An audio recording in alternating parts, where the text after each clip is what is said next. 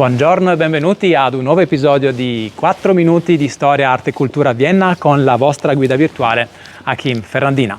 Bene, siamo ancora intorno al Duomo di Santo Stefano e a breve vi mostrerò la torre sud del Duomo di Santo Stefano in tutto il suo splendore. 137 metri di altezza circa, hanno impiegato 80 anni per costruirla circa e l'hanno completata nel 1433. Adesso la vedete.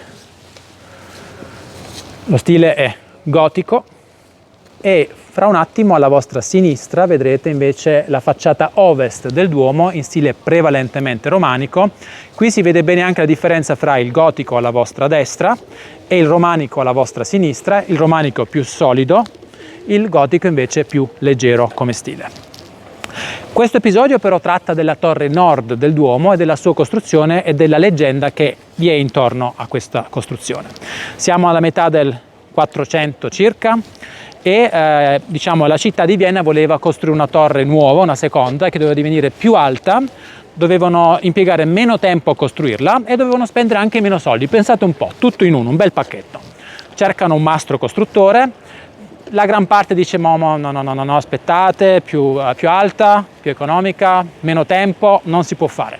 Ne arriva uno però di nome Hans Buchsbaum che dice bene, no, ce la possiamo fare. Quindi gli danno l'incarico ovviamente e lui inizia a costruire, costruisce, poi si accorgerà dopo poco tempo che le cose saranno molto ma molto più difficili.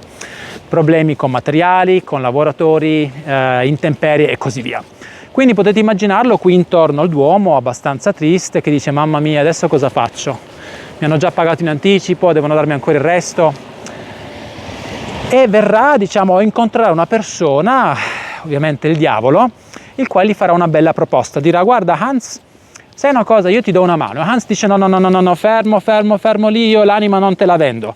Il diavolo dice no, ma quale vendere l'anima? Devi soltanto promettermi che non menzionerai mai il nome di una santa o di un santo fino a quando non avrai posato l'ultima pietra. E Hans pensa, dai, si può fare, tanto ce ne sono solo 6 o 7 mila di santi, me li ricorderò tutti quanti.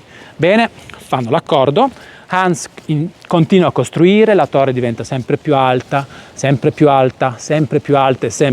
appunto, fino al punto tale di arrivare al momento in cui avrebbe potuto posare l'ultima pietra.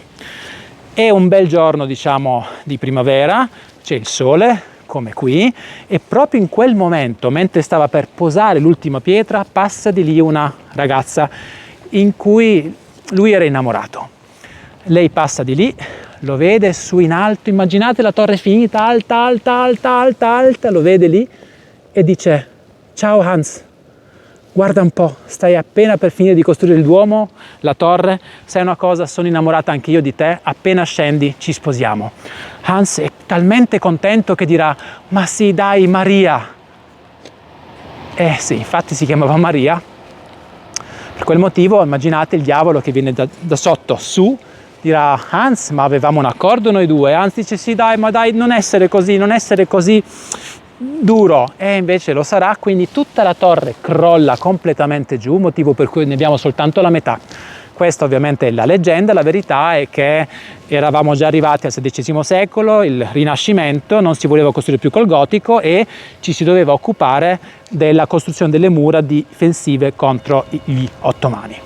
Bene, spero che vi sia piaciuto questo episodio, se sì sapete un bel pollice in alto, lasciatemi dei commenti e così via, e se vi interessa sapere più sul Duomo sono già disponibili i tour appunto per avere informazioni su questi argomenti. Bene, vi ringrazio, spero sia stato bello per voi, vi auguro una buona giornata e alla prossima puntata di 4 minuti di storia, arte e cultura a Vienna. Ciao!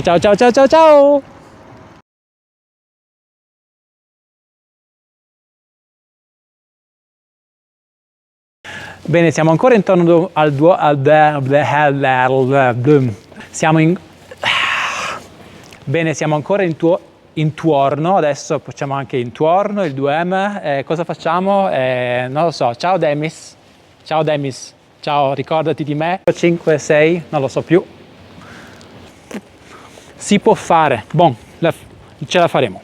Sei contento? Sono molto contento, Molto contento. Sono molto contento, sempre una catastrofe, una roba impressionante.